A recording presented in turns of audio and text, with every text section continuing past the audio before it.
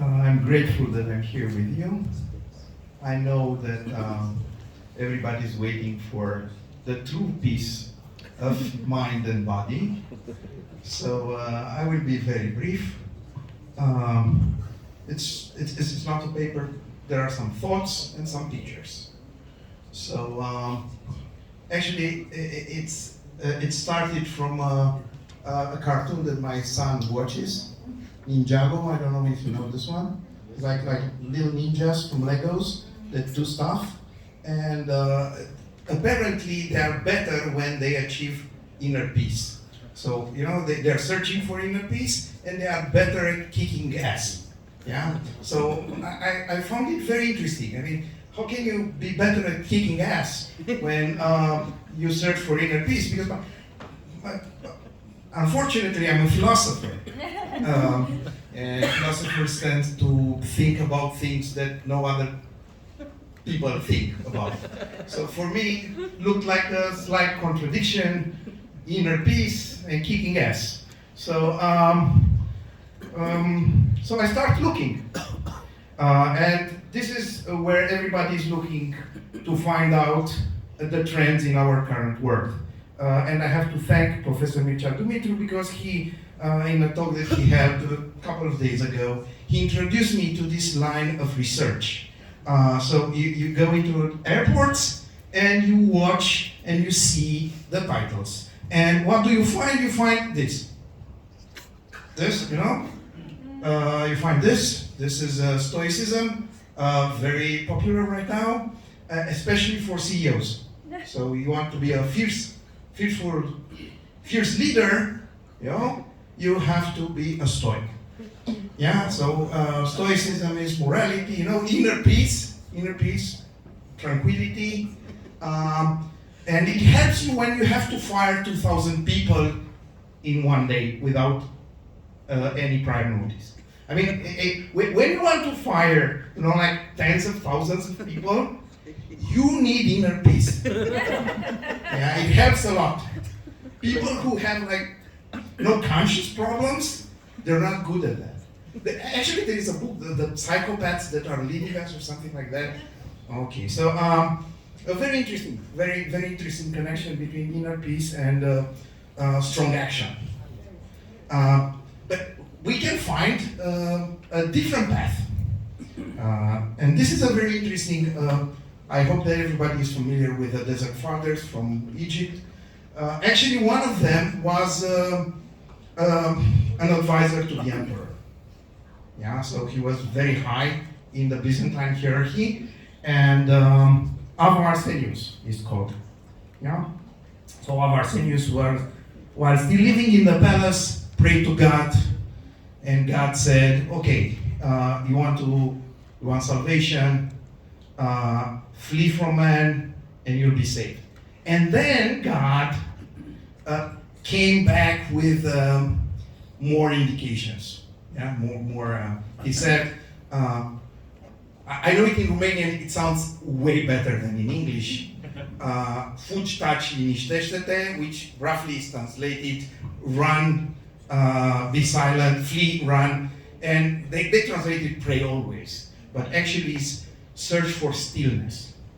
No, stillness is a technical word, theological word. I'm not going to go into this because it's too late. Those who know it, very well. Those who don't know it, ask those that know it. Yeah. So if you want to escape, you know, the leadership problems, you know, inner peace. But inner peace is going into the desert. In the desert, inner peace, you find it there. And also salvation, by the way. So it leads us to a very interesting situation. As Professor Karp told you, actually there is more going on behind the scenes. We've experienced in Romania a very tense election. For the first time in my life, I had to, because I graduated theology and philosophy, so I'm in between words, and some of my friends have one opinion, some of my other friends have another opinion, they hate each other's guts, so how can I maintain my inner peace? Because I want to be friends with everybody. I mean, I love everybody, and maybe that's not a very good thing to love everybody. Maybe we should choose. I don't know. I found this. It's an app you can go on finding inner peace, combating stress through martial arts. Yes, inner peace, martial arts. Martial means war. So you find war, you find peace actually going to war, practicing martial arts. And I thought, who's a very good example of this? A very good example of this, finding inner peace by practicing martial law, comes unfortunately from Asia in the Second World War, where we had the most peaceful religion ever, Zen Buddhism, let's say exercised by the commanders of the Japanese Imperial Army. And actually, maybe you heard about these books, Zen at War. Yeah? So actually they could perform, I'm sorry for disappointing you, I do have some words. I do have some, not only pictures. So this is a quote from one of the books. Genjo, I don't know if I pronounce it correctly, is a very well-renowned Zen priest.